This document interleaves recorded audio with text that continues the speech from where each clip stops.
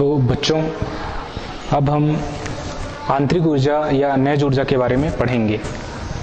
पहले मैंने इनके आंतरिक ऊर्जा के बारे में कुछ चीज़ें बताया था, फिर एक बार और देख लीजिए आंतरिक ऊर्जा या नैज ऊर्जा किसे कहते हैं।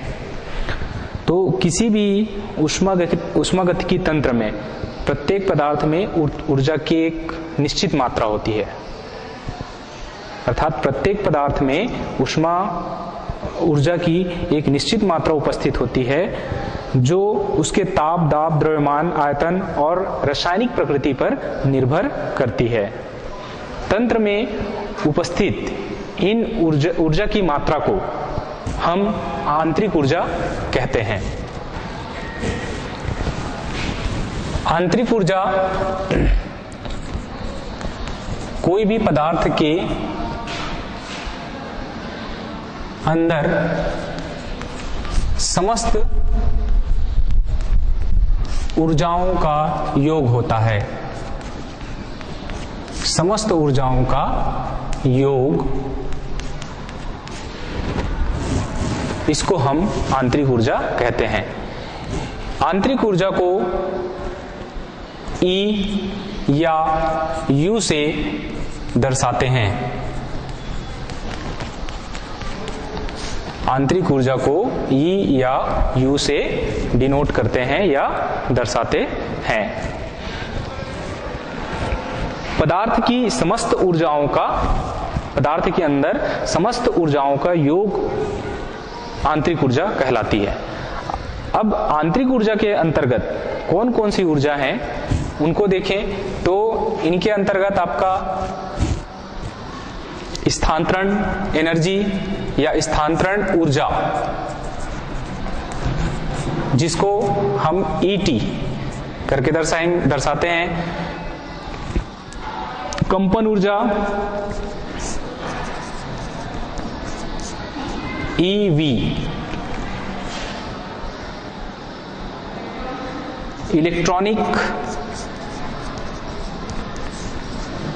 इलेक्ट्रॉनिक ऊर्जा EI, नाभिकीय ऊर्जा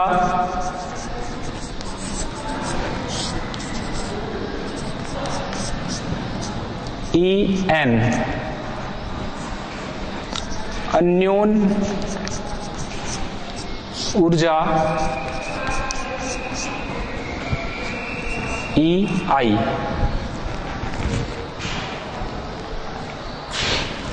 और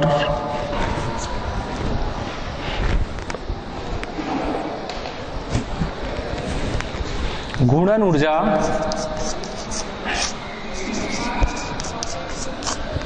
ER। इन समस्त ऊर्जाओं का योग E टोटल, इन समस्त ऊर्जाओं का योग ET plus EV plus EI plus EN plus ER, इन समस्त ऊर्जाओं के योग को आंतरिक ऊर्जा कहते हैं। पदार्थ के अंदर जितनी सारी ऊर्जाएं होती है उन समस्त ऊर्जाओं के योग को हम आंतरिक ऊर्जा कहते हैं। ठीक है।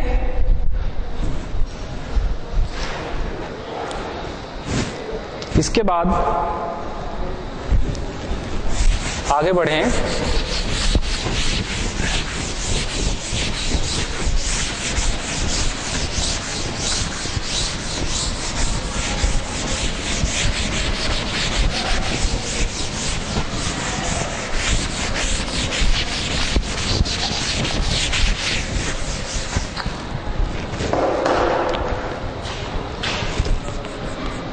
आंतरिक ऊर्जा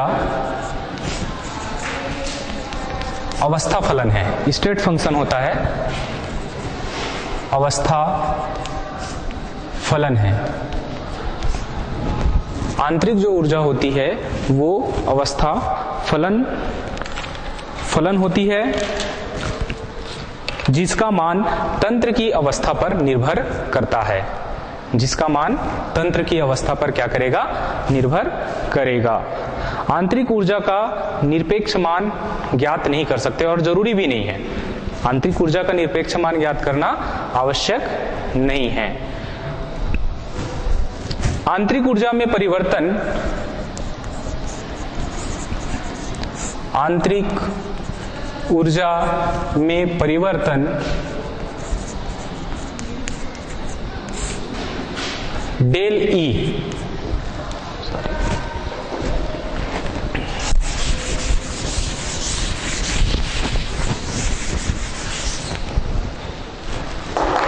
इसको जानिए, आंतरिक ऊर्जा अवस्था फलन होती है। आंतरिक ऊर्जा में परिवर्तन दर्शाते अपन डेल ई से। ये आंतरिक ऊर्जा में परिवर्तन, और डेल ई बराबर आपका होता है ई बी माइनस ई ए। अब यहां पर ए और बी क्या है? ए तंत्र की प्रारंभिक अवस्था,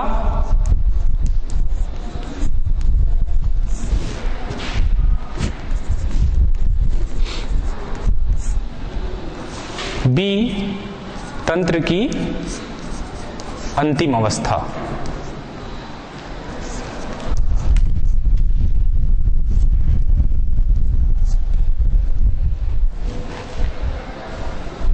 आंतरिक ऊर्जा में परिवर्तन बराबर डेल ई बराबर ई बी माइनस ई ए होता है, जिसमें ए तंत्र की प्रारंभिक अवस्था कहलाती है, बी तंत्र की अंतिम अवस्था कहलाएगी।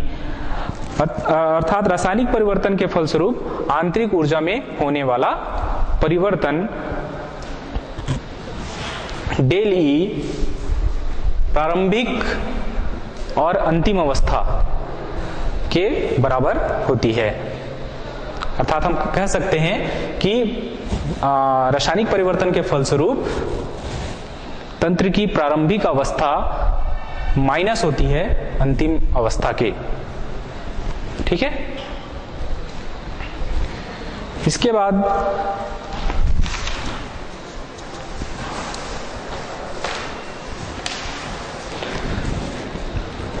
डेल ई इस बात पर निर्भर करता है कि प्रारंभिक अवस्था से अंतिम अवस्था में परिवर्तन कैसे हुआ, ऊर्जा में परिवर्तन कैसे हुआ। डेल ई इस बात पर निर्भर करती है, ना कि पथ पर। पथ पर निर्भर नहीं करती। आंतरिक ऊर्जा में परिवर्तन तंत्र की प्रारंभिक अवस्था और अंतिम अवस्था पर निर्भर करेगी, ना कि पथ पर। ठीक है, ठीक है, समझ आ गया? ठीक।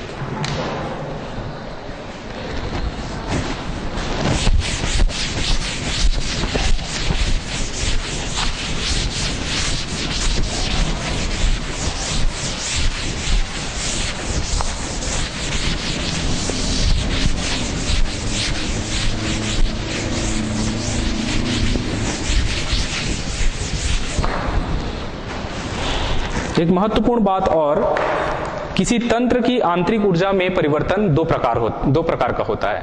किसी भी तंत्र में आंतरिक ऊर्जा में परिवर्तन दो प्रकार के हो सकते हैं। पहला, यदि किसी तंत्र को ऊष्मा दी जाए, किसी तंत्र को ऊष्मा दी जाए या ऊष्मा मुक्त हो, दो बातों पर आंतरिक ऊर्जा डिपेंड करेगी।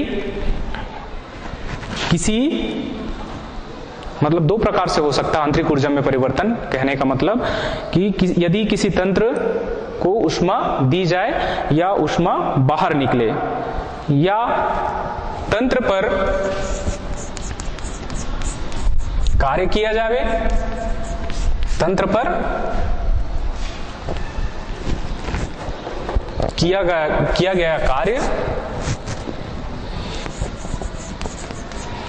गया कार्य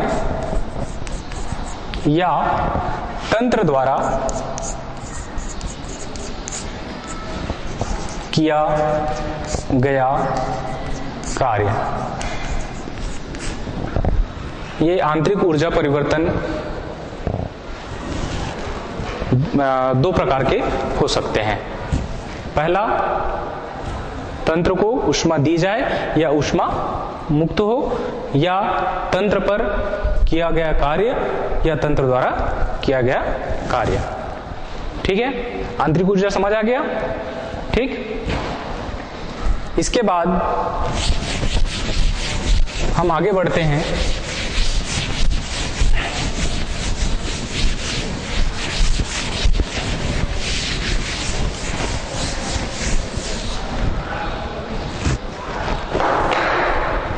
तंत्र और परिवेश के मध्य ऊर्जा का आदान प्रदान होता है। तो ये जो आदान प्रदान है वो किसके माध्यम से होता है ना, उनको हम देखेंगे। तंत्र और परिवेश दोनों के मध्य ऊर्जा का आदान प्रदान होता है और ये ऊष्मागतिकी नियम के अनुसार होता है। तो हम अब ऊष्मागतिकी नियम देखेंगे। ऊष्मागतिकी नियम के बारे में हम पढ़ेंगे जो महत्वपूर्ण है।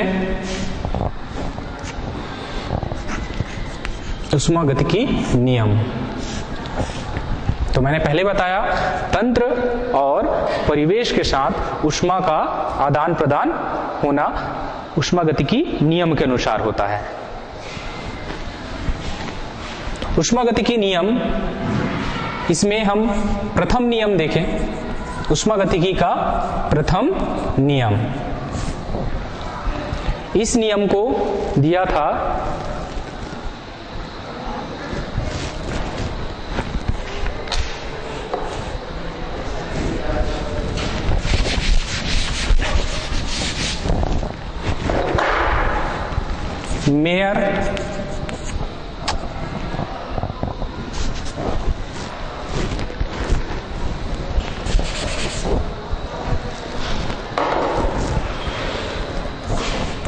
मेयर और हेल्महोल्ट्ज़ ने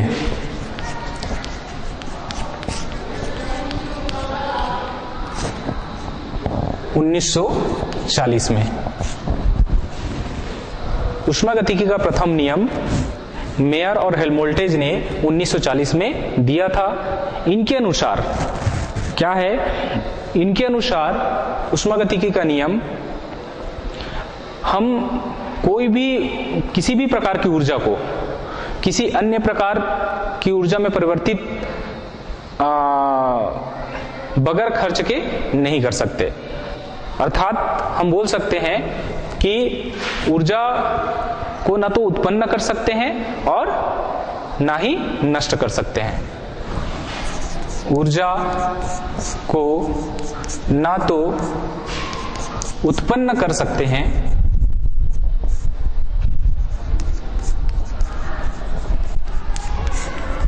और ना ही ऊर्जा को ना तो उत्पन्न कर सकते हैं और ना ही नष्ट कर सकते हैं।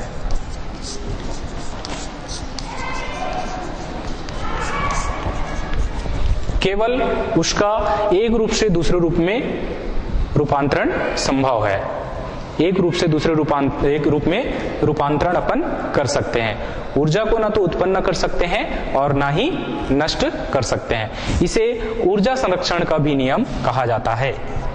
इसे ऊर्जा संरक्षण का नियम भी कहा जाता है। ठीक है, ठीक समझ आ गया।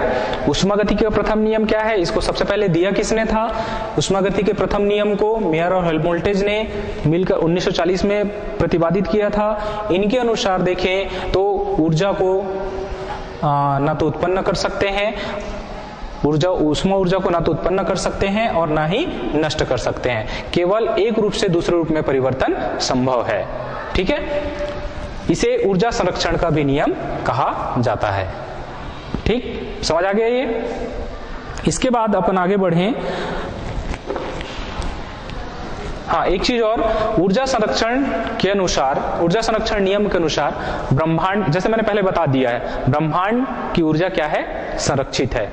जिस तरह द्रव्य की ऊर्जा संरक्षित है, उसी प्रकार ब्रह्मांड की ऊर्जा भी क्या है, संरक्षित है।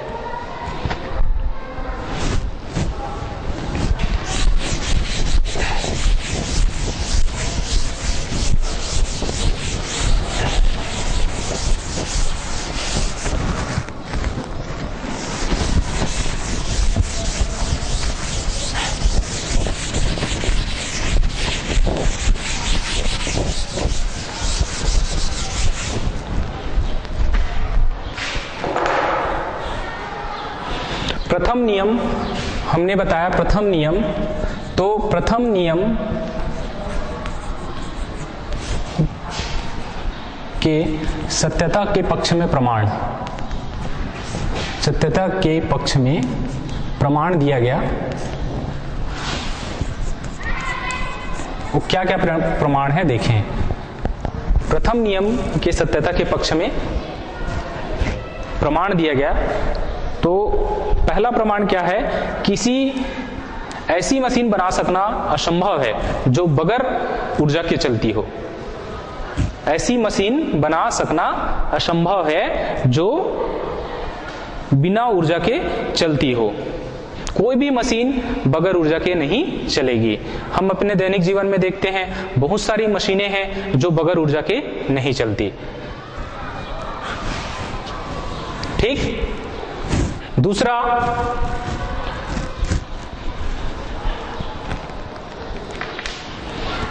जब कोई हीटर का एग्जांपल लेते हैं, हीटर का एग्जांपल लें, अपन उदाहरण लेते हैं हीटर का। इसमें विद्युत धारा प्रवाहित करते हैं, तो विद्युत धारा प्रवाहित करने पर ये ऊष्मा देने लगती है।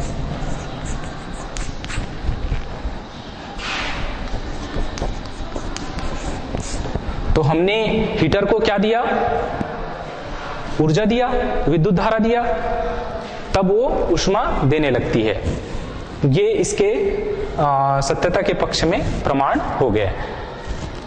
एक हमको मालूम है जूल के नियम अनुसार, जूल के नियम अनुसार यदि किसी सिस्टम को या कोई तंत्र को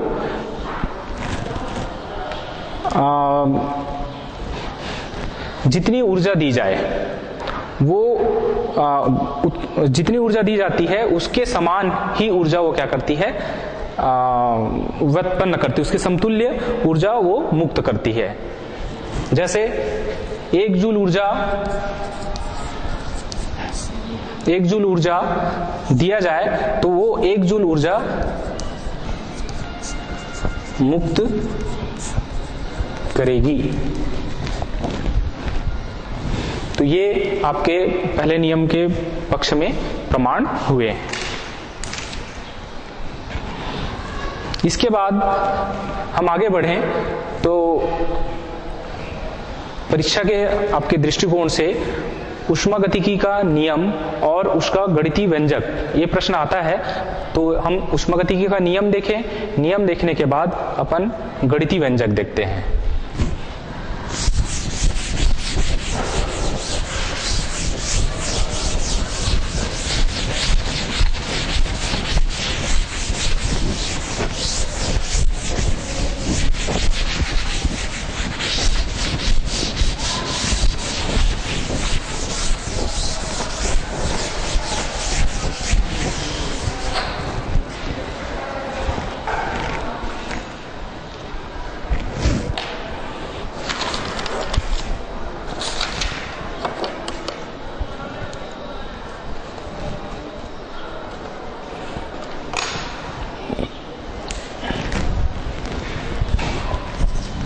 ऊष्मागतिकी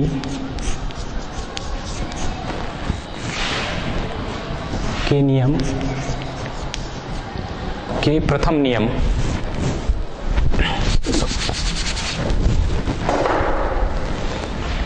के प्रथम नियम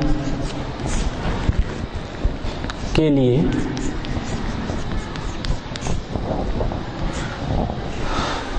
गणितीय व्यंजक।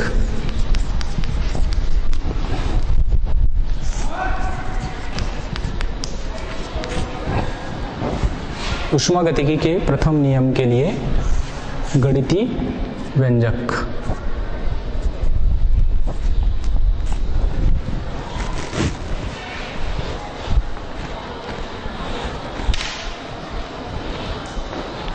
मान लेते हैं किसी तंत्र की आंतरिक ऊर्जा E1 है।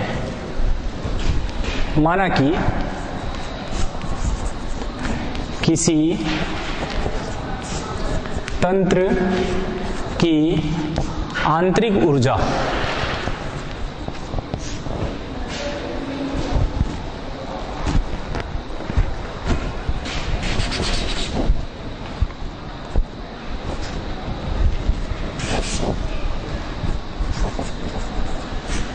किसी तंत्र की आंतरिक ऊर्जा E1 है।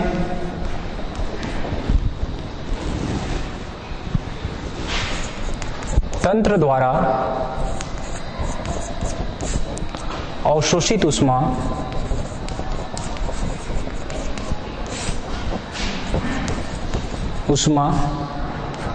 Q है। तंत्र पर द्वारा नहीं, तंत्र पर किया गया कार्य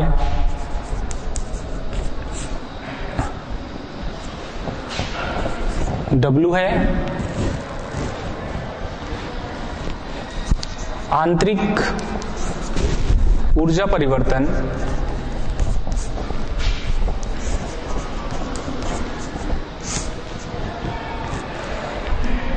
del E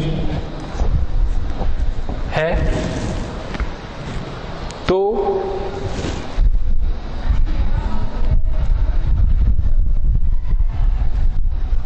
sorry, del E नहीं होगा, आंतरिक ऊर्जा परिवर्तन अपन E2 लेके चलेंगे। E2 तो E2 बराबर होता है E1 plus Q plus W, ये होगा। ठीक है, हम ऊष्मागतिकी के प्रथम नियम के लिए गणितीय व्यंजक देखें तो माना किसी तंत्र की आंतरिक ऊर्जा E1 है, तंत्र द्वारा अवशोषित ऊष्मा Q और तंत्र पर किया गया कार्य W और आंतरिक ऊर्जा में परिवर्तन E2 माने तो E2 बराबर होगा आपका E1 plus Q plus W। यहां से अपन E1 को पक्षांतर कर दें, इधर ला लें तो E2 माइनस E1 होगा बराबर E2 माइनस E1 बराबर होगा Q प्लस W के।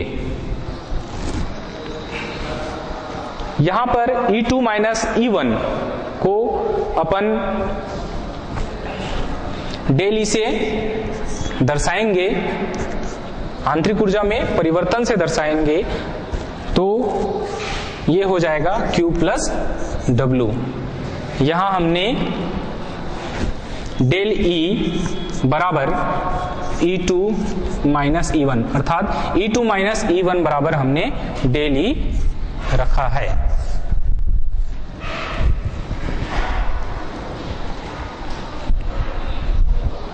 ठीक है, अर्थात हम बोल सकते हैं आंतरिक ऊर्जा में परिवर्तन डेल E क्या है, आंतरिक ऊर्जा में परिवर्तन बराबर होता है तंत्र की अवशोषित ऊष्मा Q अवशोषित ऊष्मा है प्लस तंत्र पर किया गया कार्य के। अब ये तंत्र पर जो किया गया कार्य है ये माइनस भी हो सकता है प्लस भी हो सकता है। ठीक है, जैसे माइनस कब होगा, जब तंत्र द्वारा कार्य किया जाएगा, तंत्र द्वारा किया गया कार्य इसको माइनस में दर्शाते हैं। ये माइनस डब्ल्यू होगा। उसी प्रकार से हमने यहां पर तंत्र पर किया गया कार्य को प्लस से दर्शाया है, प्लस डब्ल्यू से। अब तंत्र द्वारा अवशोषित ऊष्मा ये प्लस क्यू होगा।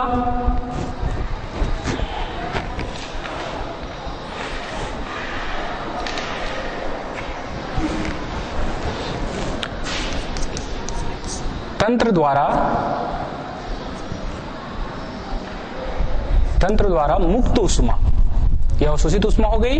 मुक्त ऊष्मा इसको माइनस से दर्शाते हैं, माइनस क्यू। ठीक है, तो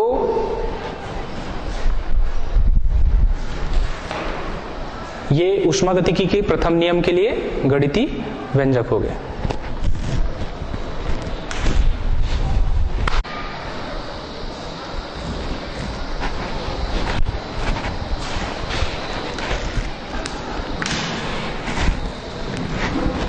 ये ऊष्मागतिकी का प्रथम नियम के लिए गणितीय व्यंजक है। माना किसी तंत्र की आंतरिक ऊर्जा E1 है, तंत्र द्वारा अवशोषित ऊष्मा Q है, तंत्र पर किया गया कार्य W है, आंतरिक ऊर्जा परिवर्तन, इसको गलत लिखा मैंने, सॉरी, डेल E होगा, और आंतरिक ऊर्जा E1 बढ़कर E2 हो जाएगी। E2 जो होगा, यदि तंत्र पर किया गया कार्य W है, तंत्र पर किया गया कार्य W है, तो आंतरिक ऊर्जा E1 से बढ़कर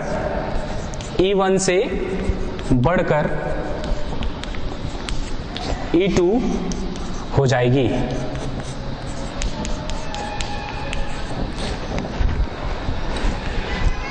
E2 बराबर होगा E1 plus Q plus W होगा। यहां से हमने E1 को पक्षांतर कर दिया है, तो E2 माइनस E1 होगा बराबर Q plus W।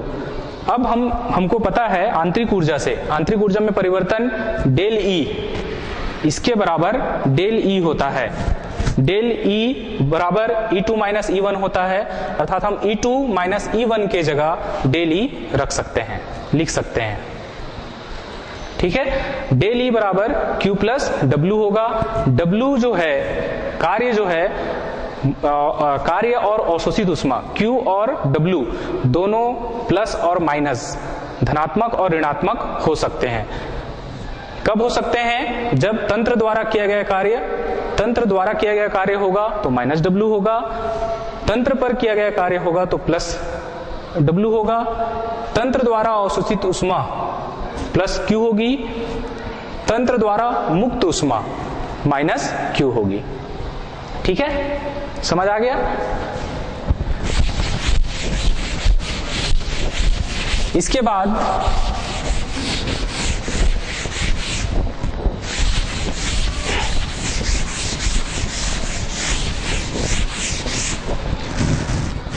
Del E आंतरिक ऊर्जा में परिवर्तन बराबर अवशोषित ऊष्मा प्लस तंत्र पर किए गए कार्य के बराबर होता है। हम कह सकते हैं कि आंतरिक ऊर्जा में परिवर्तन, अवशोषित ऊष्मा और कार्य, ये तीनों पर ऊष्मागतिकी का प्रथम नियम संबंध बताता है। ठीक है, Q प्लस W ये अवस्था फलन है। यहां पर हमने देखा Q प्लस W, ये क्या है? अवस्था फलन। लेकिन Q, जब हम Q को अलग रखेंगे और W को अलग रखेंगे तो ये अवस्था फलन नहीं कहलाएगा। ठीक है, क्योंकि Q प्लस W के मान परिवर्तित होते हैं। इसमें जब अलग रखेंगे, जैसे Q को हम अलग लिखते हैं, W को अलग लिखते हैं, तो इसके मान में परिवर्तन नहीं होगा। अर्थात हम कह सकते हैं Q प्लस W अवस्था फलन होगा। ठीक है,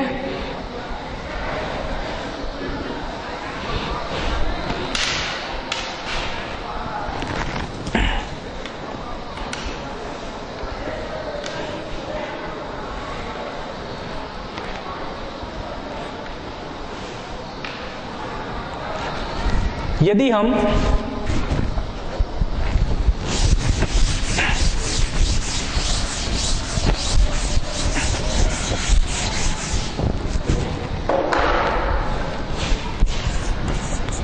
डेल ई बराबर क्यू प्लस डब्ल्यू होता है मालूम है। यदि हम डेल ई का मान 0 रखें, आंतरिक ऊर्जा में परिवर्तन 0 रखें, तो होगा क्या, मान यहां पर हम रखते हैं तो डेल ई बराबर 0 बराबर क्यू प्लस डब्ल्यू आएगा। हम क्यू को इधर पक्षांतर करें तो, या ऐसा करें W को पक्षांतर करेंगे, Q को पक्षांतर नहीं करते, सॉरी, W को पक्षांतर करेंगे तो Q बराबर आपका क्या आएगा, माइनस W। ठीक है, जब कोई कार्य नहीं किया जा रहा है तो आंतरिक ऊर्जा में परिवर्तन नहीं होगा। आंतरिक ऊर्जा में जब परिवर्तन नहीं होगा तो कार्य भी नहीं किया जा रहा है। ठीक है, तो ये आपके ऊष्मागतिकी नियम, ऊष्मागतिकी का प्रथम नियम के लिए गणितीय व्यंजक हो गया। आज हमने क्या क्या देखा, आंतरिक ऊर्जा देखा, आंतरिक ऊर्जा के बारे में हमने पढ़ा, आंतरिक ऊर्जा क्या है नहीं। उसके बाद ऊष्मागतिकी का नियम हमने देखा, ऊष्मागतिकी का प्रथम नियम क्या होता है और ऊष्मागतिकी के प्रथम नियम के लिए गणितीय व्यंजक क्या क्या है। ठीक है, अगला नेक्स्ट क्लास में देखेंगे। ठीक, धन्यवाद।